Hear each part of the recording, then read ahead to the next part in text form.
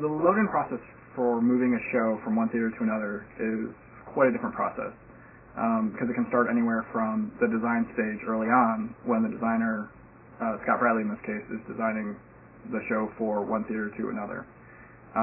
Sometimes it happens after the show's already been designed, and we try and fit it in. But this show was a lot easier, because Scott was able to look at both spaces and make a set that fit in for both spaces.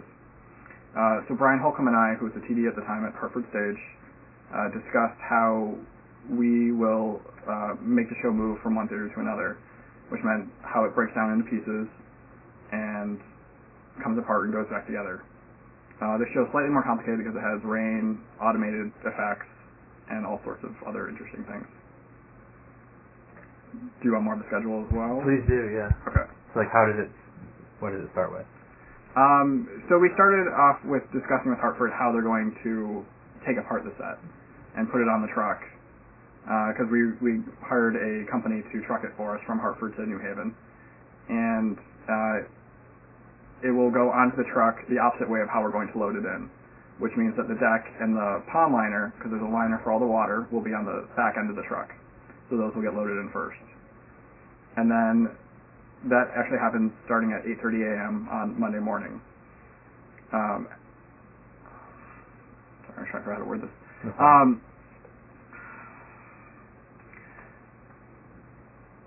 It's our thought after we start loading in at 8:30 that we will get the entire deck loaded in by 5 o'clock on Monday.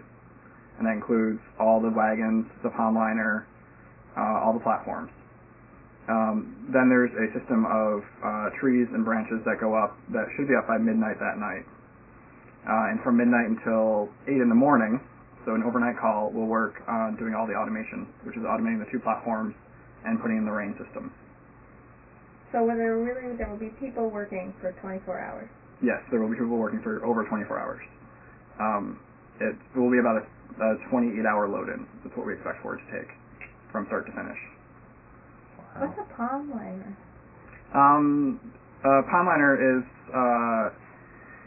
if you were to put a pond in outside, if your family were to do that and put it out in their backyard, it's actually the same kind of liner that you would put in to do a natural pond. They're also used, it's the same material that's used for flat roofs, like on top of the theater, on top of other buildings. And why do you need it again? Since it rains in the show, it rains in the last moments of the show, it rains about 100 to 120 gallons of water, and we need somewhere to collect it. So there's a 2-inch trough along the entire stage to collect all of the water. Underneath the whole thing? Yeah, underneath the whole thing. Wow, that's a lot of water. Yeah. I mean, we've seen the effect, but I had no idea it was that much. So it's a 160 gallon tank, but it's not quite full. So. Gosh. And then what happens after the set is loaded in? After the set's loaded in, we then turn the stage over to the sound department, so they can begin their quiet time and run some cues.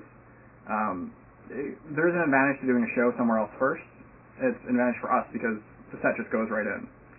The disadvantage for sound is that they still have to do the entire process, from recuing things possibly, to balancing the system, to placing new speakers, because every room sounds different. So it takes them a very long process to be able to get everything back up and running.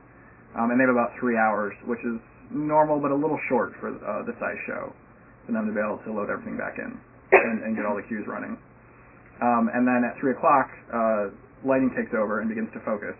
They have to focus their entire plot of, I think it's 300 instruments, and between 3 o'clock and midnight.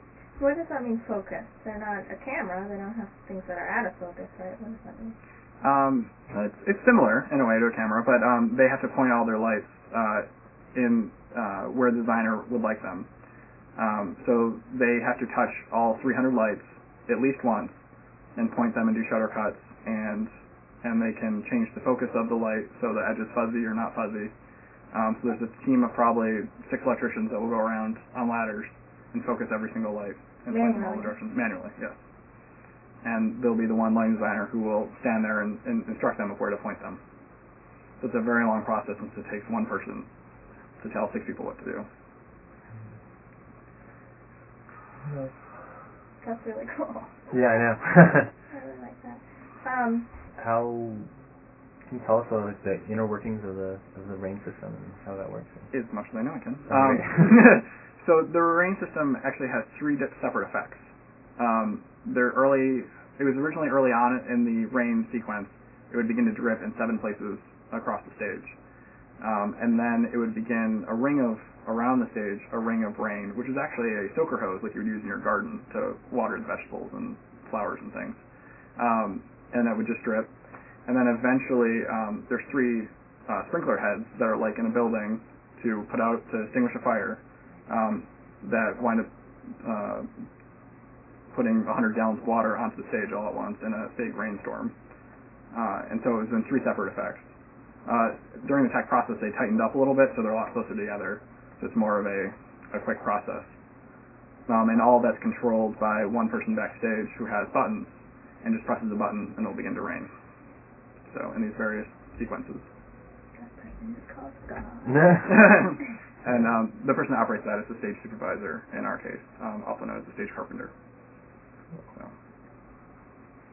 Mike Wyatt, please call A lot of the flying stuff is interesting because it's different in the 2 spaces. So. Yeah, and also because there's just so many things that come in and out. Yeah, tell us about that. Can you give us a rundown of that?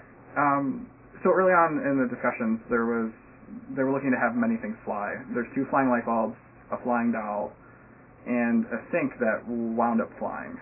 Originally, it was going to roll out on a cart, but it didn't really work for Eric, the director. So we had to figure out a way for it to go in and out easily. It's very difficult to fly things in our space because we have a ceiling directly above where we hang everything off of. It's drywall. So we have to come up with a system to be able to operate it off stage in some variety. The 2 light bulbs and the doll are actually flown with motors, which are directly above in the grid.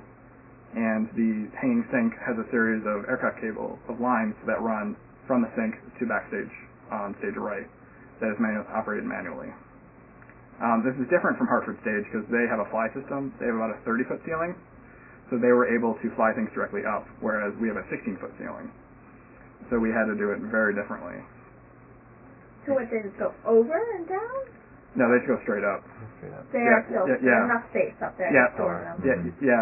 Yeah, ours, actually, you'll see it in view. You'll see the sink in amongst the lights in view. And can we get a soundbite of you telling us what flying means? What flying means? Flying means... Just people who don't know the phrase. Yeah. Can you just tell us? Yeah. Flying means if you have something that you want to go vertically out, you would wind up flying it up. And it means it just hangs there. So there has to be a series of cables or lines that run from that piece up to the grid or ceiling in some variety. Perfect. Okay. So you can use that as a... I think and I don't know if you want to get into this, but I think it was interesting comparing doing a co-production with Hartford Stage as compared to doing the earlier co-production with the Intiman in Seattle, because the locations are very different. It was much easier to do at Hartford Stage because they're local and we could drive up there 4 times and go see what we need to see and come back and report. Or everyone can go up. Today the run crew is actually going up there that operates the show, and so they're following all their people that do the same thing up there. They're following them around to learn what they do to make the process easier. Whereas earlier in the season when we did A Prayer for My Enemy, it was much harder to do the Intiman because you have to fly out to Seattle. So Tracy Hibbert and I were able to go out there and see it, but we were the only 2 able to go out there. So this way it was much easier because we can go up and compare and figure out what we need to do and have all the information that we need without making phone calls.